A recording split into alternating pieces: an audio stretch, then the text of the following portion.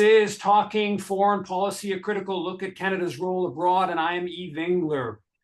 As Israel extends its violence into Lebanon, Syria, the West Bank, Gaza, Iran, Yemen, in recent days and recent weeks, today we're going to talk about what has been arguably Canada's most significant form of support, kind of unique form of support for Israel, not just in recent years or weeks or months, but going back many years, many decades. To discuss this matter, we have Brock University professor Miles Howe, who's been doing a lot of research on the question of Israel-focused charities. So first of all, thanks for coming on Talking Foreign Policy, Miles. Absolutely. Thanks for having me.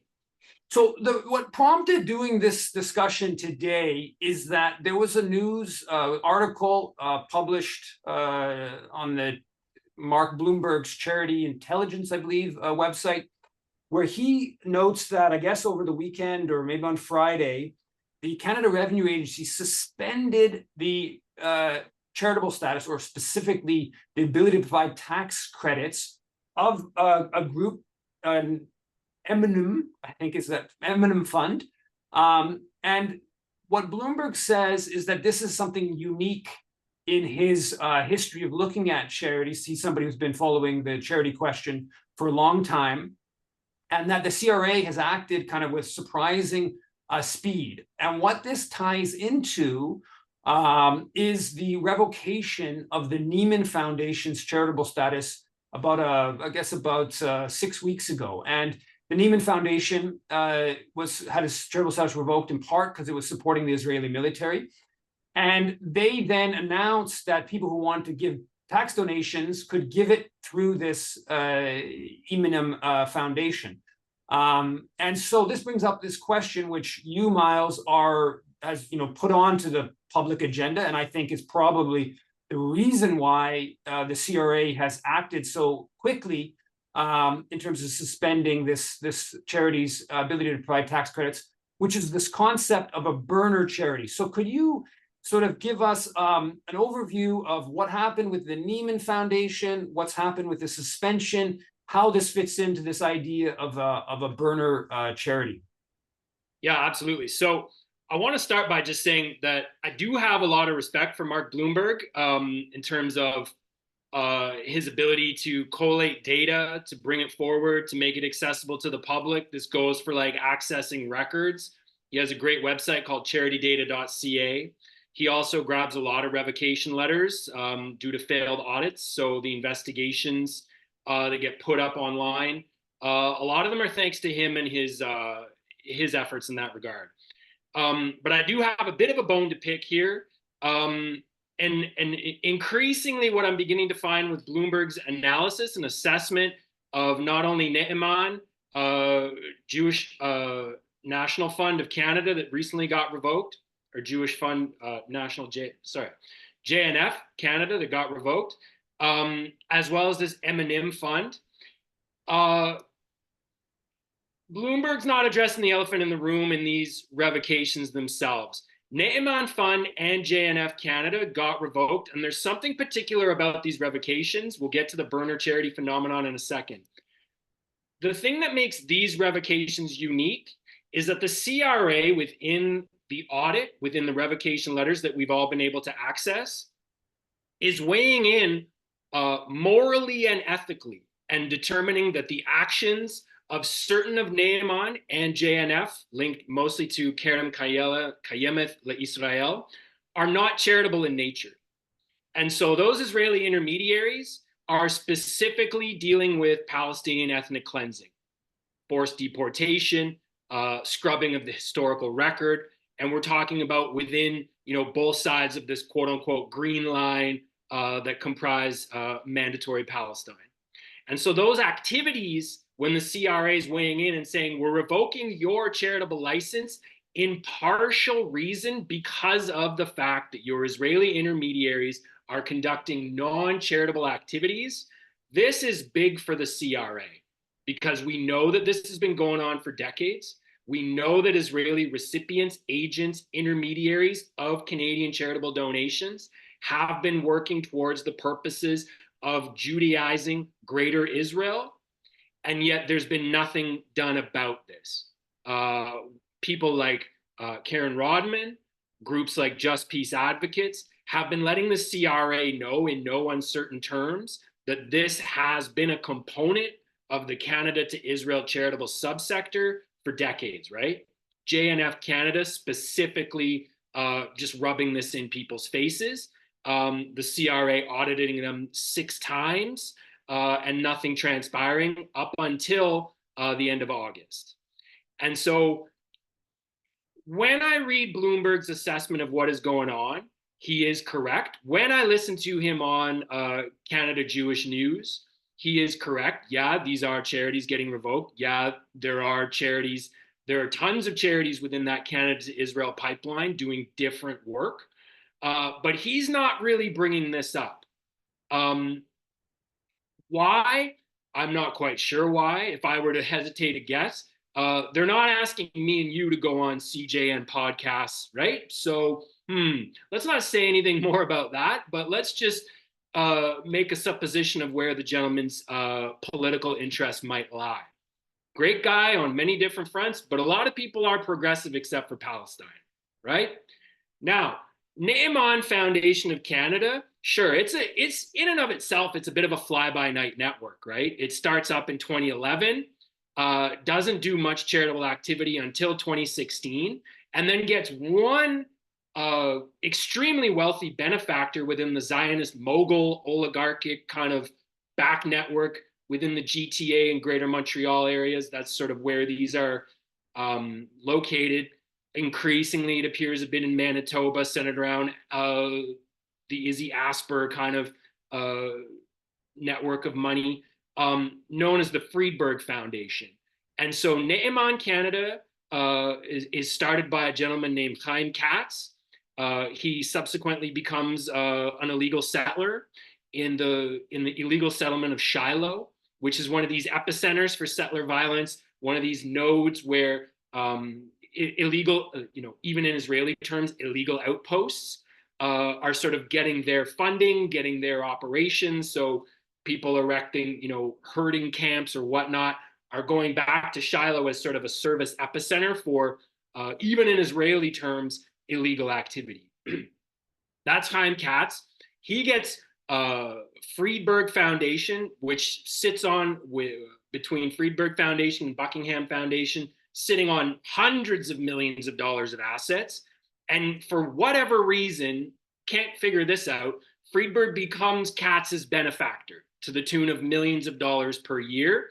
There certainly is an uptick of, Katz puts out his proverbial charitable shingle, says donate here, I'll do some work for you. I will sort of host a variety of Israeli charities on my website. You can click here, you can donate in Canadian funds, and for this service, I'll probably keep a little bit off the top, some kind of transactional fee, and I'll give you a charitable receipt and send this money over to Israel, right? He's certainly, given the fact that he lives in the illegal settlements himself, and then when he discloses his Israeli intermediaries on his Schedule 2 forms in his yearly tax receipts, lo and behold, a lot of these, as we know, are charities in Israel actively engaged in Palestinian ethnic cleansing and actively engaged in supporting the IDF, right? And or actively with physical addresses within the illegal settlements. All of this is in contravention of Canadian public policy.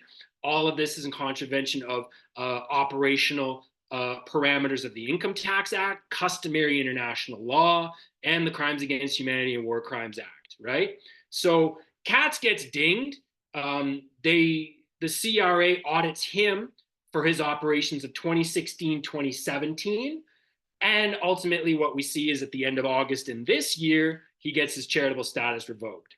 You should also note he's scrubbing money off the top for his private for-profit corporation.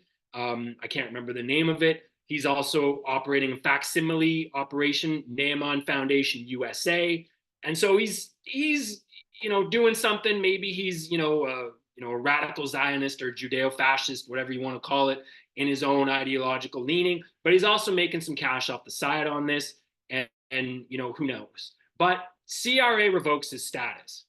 I guess before he leaves, he strikes up a deal with the Eminem Fund and says, "Don't worry, everybody, all my closest associates, whatever, you can keep funding illegal activity within Israel.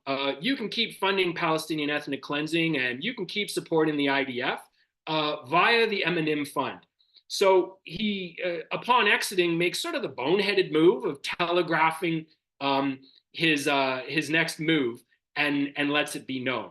And so I don't know what the CRA's investigative capabilities are. You know what I mean? Like, we've asked for their risk ranking matrices and their investigative psychosocial profilings, etc. They won't give that to us via a bunch of justifications on the Access to Information Act, which makes sense, arguably, given that like this is investigative kind of material or proprietary investigative behaviors. And so if you or I were to know it, maybe potentially we could do our criminal activity in a better manner if we knew how to get around what the CRA did. So, okay, fine. But we don't know how the CRA operates or investigates. But at the very least, it seems at least one light is on in the office. And when somebody goes the extra mile of saying, "Hey, guess what? We're going to keep going, folks. Send it over to Eminem Fund." Somebody picks up on that and goes like, "No, you're suspended too." So super hopeful in a way, right? There's a lot of work to do within the Canada to Israel charitable subsector. These are far from the only charities, as you know, broadcasting the fact that they are actively shipping money over to Israeli intermediaries in full support of the IDF financially, fundraising for the IDF, providing sweets and treats and snacks for soldiers during Purim, and also to Israeli charities actively engaged in this Palestinian ethnic cleansing, from Mizrahi Organization of Canada, providing funds to egregious charities such as Im Tirtzu, which posts videos online of how they're like slapping each other and waving the Israeli flags as they turn back aid trucks bound for Gaza. And so that's where our Canadian taxpayer money is going. And that's active, right? Hestig Foundation very well, Jewish Heritage Foundation of Canada, Canada Charitable Partners. These are all charities registered within Canada who are actively doing this type of work. And so, great, Naaman Foundation gets dinged. Great, somebody picks up on it after they broadcast. No worries, we'll send it off to Eminem Fund. Great, they're actively doing that. Great, JNF's on ice as well, although they're claiming that they're going to take this to the highest level of court, whatever. What I'd really love to see in the sort of wider analysis, especially from a Mark Bloomberg with a huge platform and a huge amount of knowledge on this, would be that type of analysis that really delves into not only why, or not only like, oh, these got revoked or whatever, or the Jewish charitable entire infrastructure should be okay, but why they got revoked and what constitutes illegal activity within that subsector, and the very fact that the CRA itself is finally weighing in on the fact that Israeli intermediaries actively moving money in support of the IDF, actively moving money to Israeli charities operating towards Palestinian ethnic cleansing, and actively moving money into charities in Israel with physical addresses in the illegal settlements will no longer be stood for. It'd be great if Bloomberg, it'd be great if the CJN started hyping that type of knowledge, which is not an opinion, right? It's not just some outlandish, social justice opinion here. That's in the CRA's own findings, right? And so that's what I'd like to see here.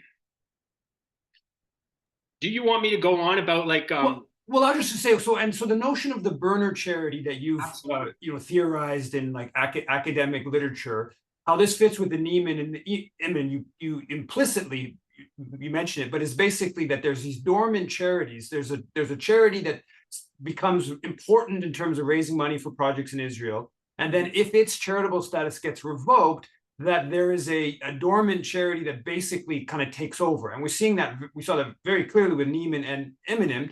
And what's interesting here is how quick the CRA is willing to act on that issue. But that issue also goes to another thing that you've written about, and is interesting and important, which is the amount of money going to Israel and how much of that is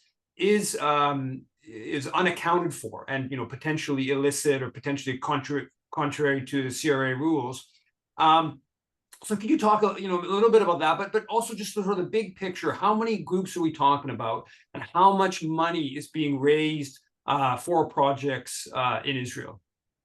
Okay, so the problem also with this aspect of the Canadian charitable sector, let's call it the Canada to Israel charitable pipeline or Canada to Israel charitable subsector, is that this subsector in and of itself has been allowed to rampantly underreport who its Israeli intermediaries are by name and dollar amount, which you are required to do within your Schedule 2 overseas activities form on a yearly basis, right?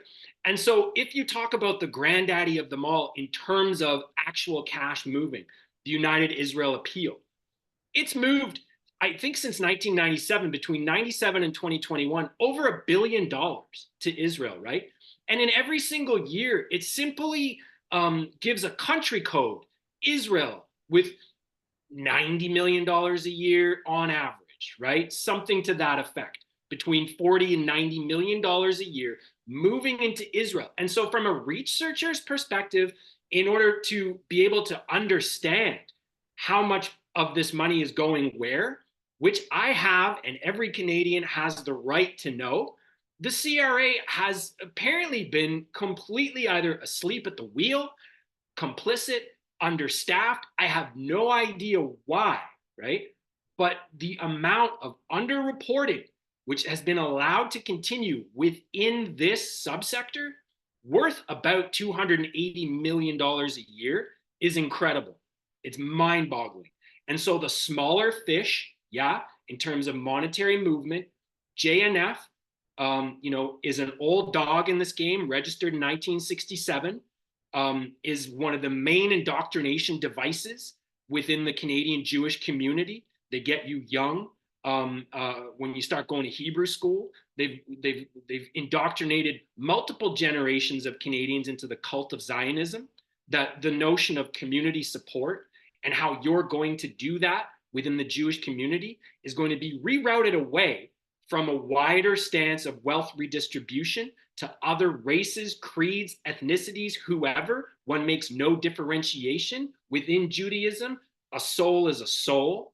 Instead of that, we've been completely mind blown into reorienting away from that. Let's call it undiagnosed trauma on a mass social level related to the Holocaust. Who knows? That's beyond my pay grade to figure out. The JNF does not move that much money.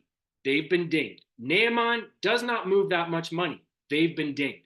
You get dinged on this. It's a two-step process. Once you start properly reporting, then researchers like myself, like you, like the amazing staff at Just Peace Advocates are able to then see what we should have been able to see all along.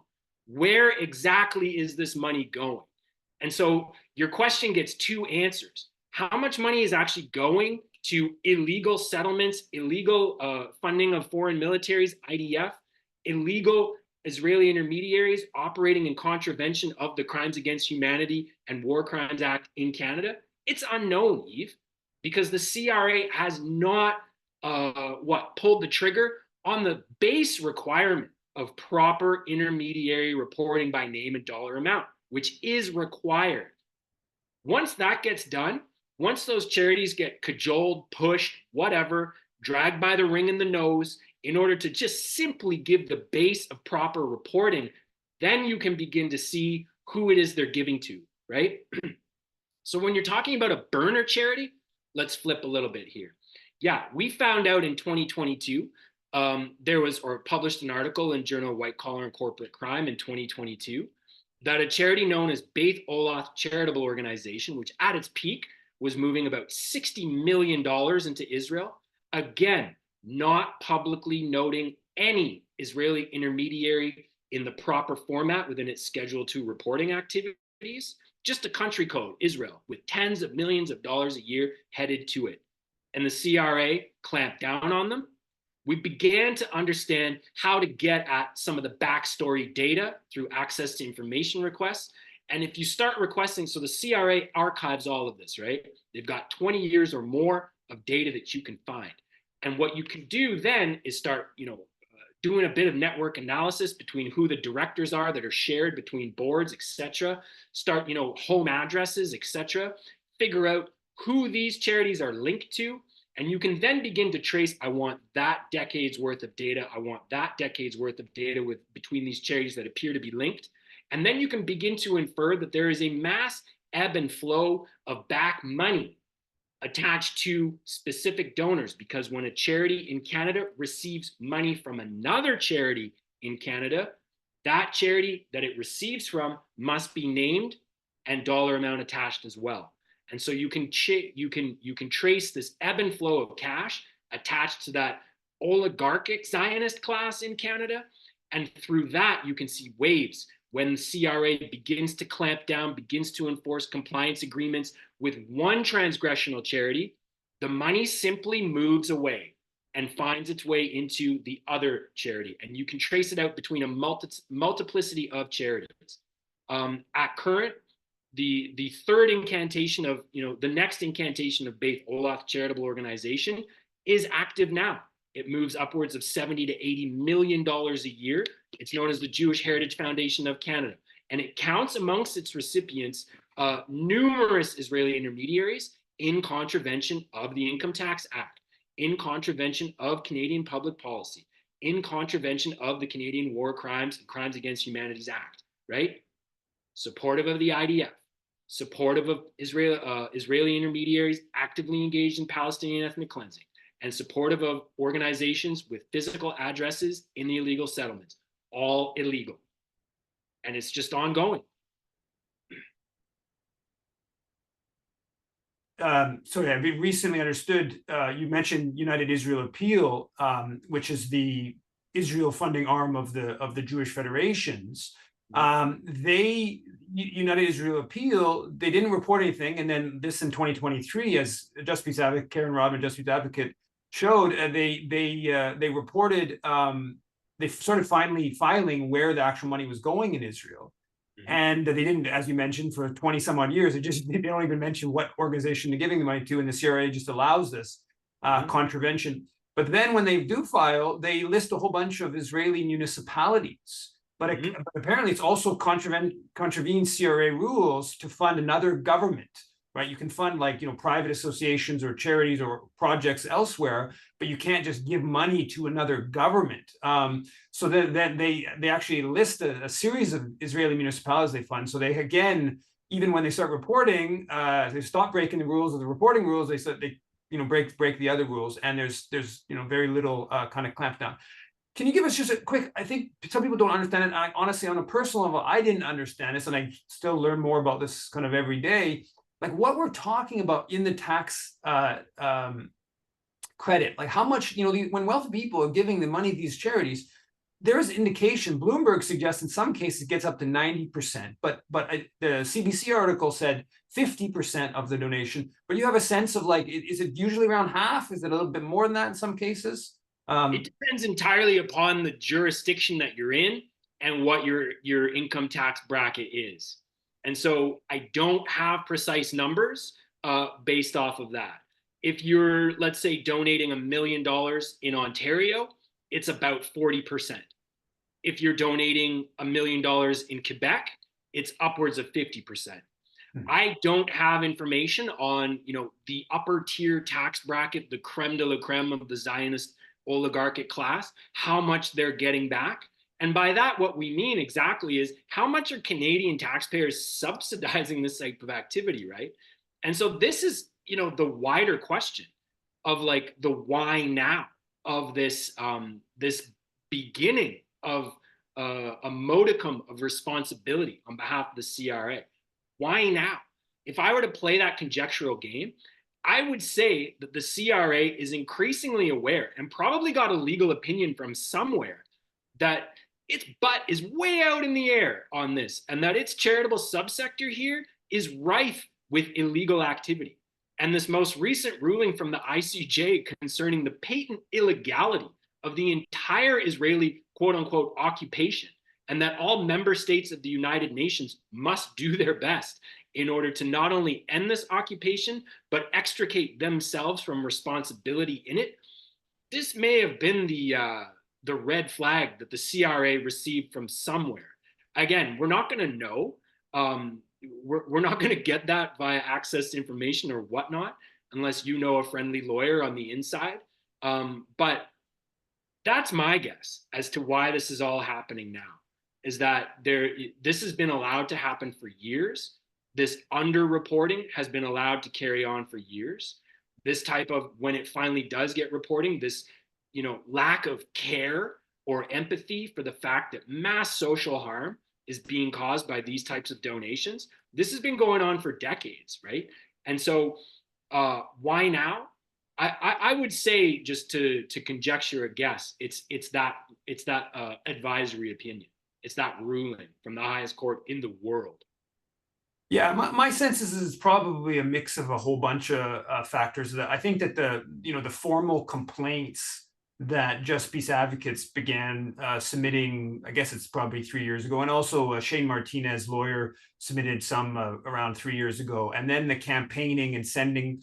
There've been thousands and thousands, tens of thousands of emails now sent to the CRA about the different charities, and what we're seeing, I think, also is it's actually starting to get on to the radar in a pretty significant way of the sort of Palestine solidarity world.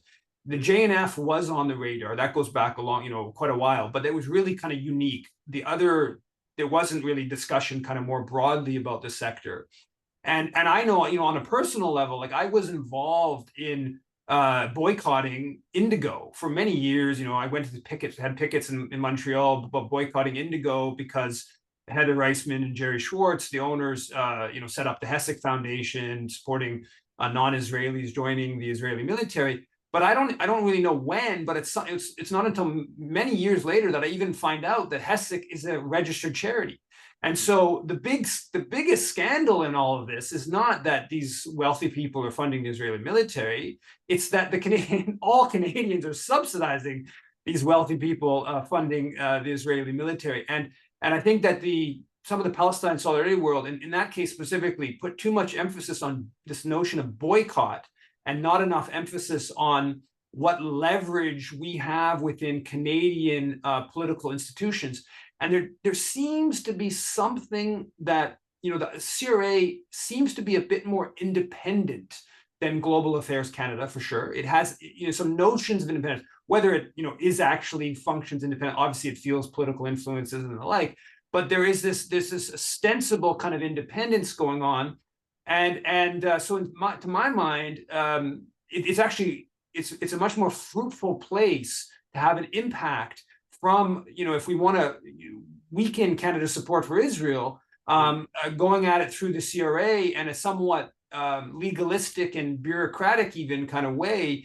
I think is maybe more fruitful often than some of the other campaigns that have been instigated. And again, we're talking about huge sums of money, right? So it's quite significant. But there's also, I think, not to go on too long here, but is also an ideological side to this, because I think that it undercuts the notion, right? The pro-Israel forces try to say, oh, you're picking on poor Israel, you're singling Israel out. But what we're actually showing is that, yes, Israel is being singled out, but it's being singled out for a unique, special treatment. There is no other wealthy country. Israel's GDP per capita equal to Canada. There's no other wealthy country that is receiving this amount of charitable donation. We're not sending all kinds of charitable donations to projects in Sweden, right? Like that's not. And so there's an ideological side to it as well that I think is important. But yeah, so I guess to sort of conclude, I mean, in Saturday's National Post, in a sign of how this movement's starting to break into the mainstream a little bit, Saturday's National Post editorial, big long editorial condemning the September 25th demonstrations at 50 Indigos over Heather Reisman and Jerry Schwartz's support for the Hessig Foundation, supporting non-Israelis joining the Israeli military. In that, the editorial board of the National Post complains that not only are they targeting Indigo, but they are calling for the Hessig Foundation's charitable status to be revoked. And they bemoan how there's 2 other Israel charities that have been revoked. Just, I guess, maybe just your sense of some of where the campaigning's gone, some of the kind of that, obviously the intellectual work that you've done, and your sense of kind of where the CRA is. You hinted at a bit already, but a bit more just where the CRA is, and maybe acting on some other charities that have had formal complaints and the like. So I guess what we'll do is we'll agree to disagree, because I really do believe that you and I are having this conversation in this, at least there's a glimmer of light in an otherwise very, very, very dark time here that we're experiencing. I believe that that's because the JNF and Ne'eman got revoked, right? And so why is the JNF allowed to continue for decades, right? For decades, since 67, through 6 audits. Why now? I love just peace advocates. I have a great deal of respect for Karen Rodman, but I cannot really say it's the result of these complaints. I think that the result of these complaints is that somewhere in the CRA, someone had a look and said, wow, there's a lot of unregulated, improper reporting here. You guys have to start reporting things, right? And I believe that that has been the push. And that when we see the United Israel Appeal now beginning to report properly, when we see Mizrahi Organization of Canada, another one that's just rife with illegal activity that its Israeli intermediaries are conducting between 2007 and 2021, over $46 million moves to undesignated, who knows where, just Israel, doesn't matter.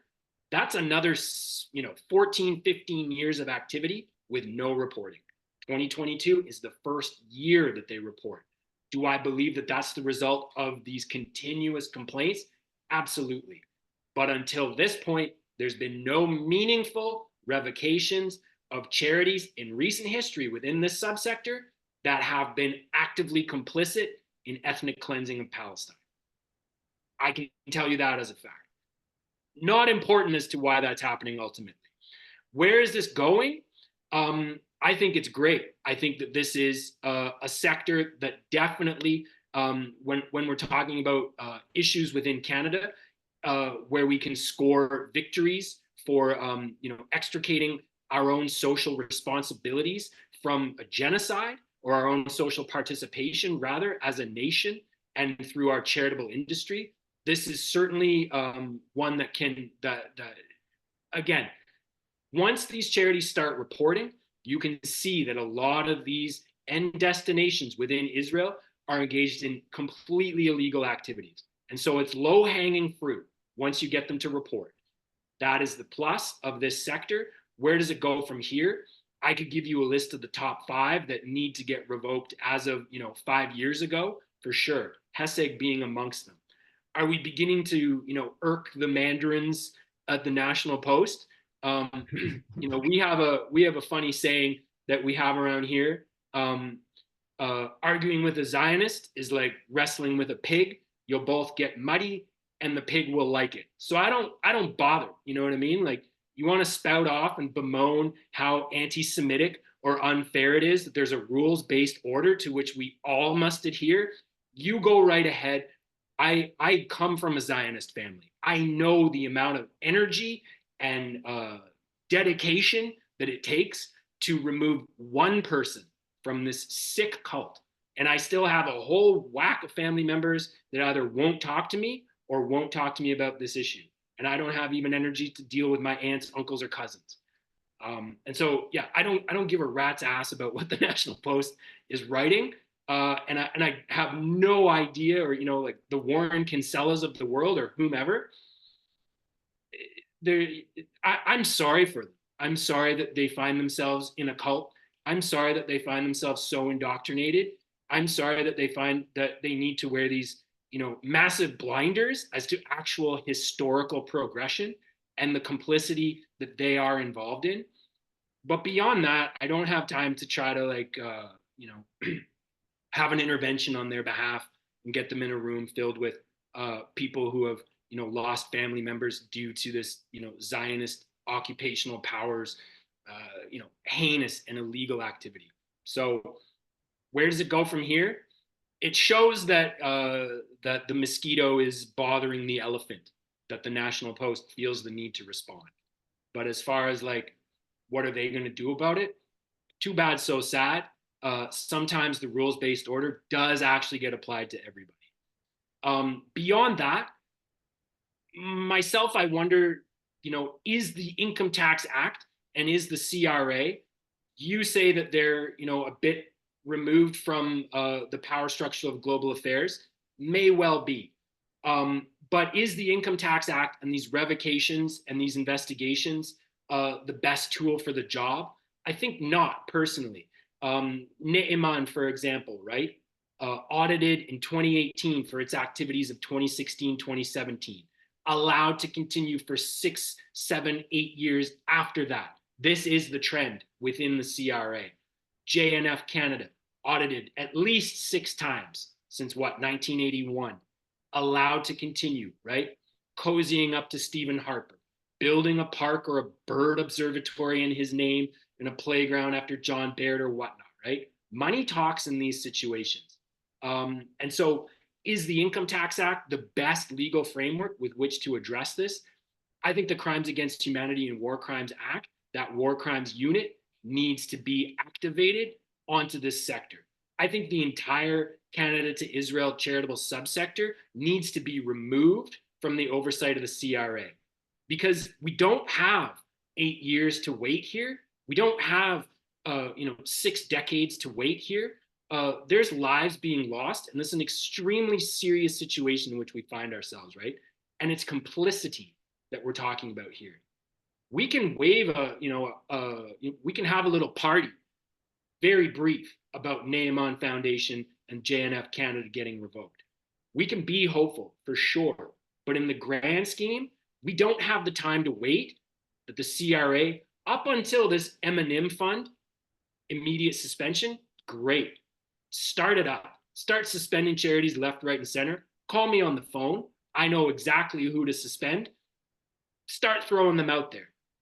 If the next month I see 6, 7, 8 suspensions for a year, put all these things on ice, I'll eat my hat. I will literally come back on your show and eat a hat with a knife and fork. Until then, though, call the War Crimes Unit, because this shit is out of control. Well, on that note, agreed on that note for sure. Thanks a lot for coming on to Talking Foreign Policy, and thanks a lot for the research you've been doing on this subject, which of course there's a lot more research to be done, as you've pointed out here. Thanks a lot for coming on, Miles. Thanks for all your hard work, Ian.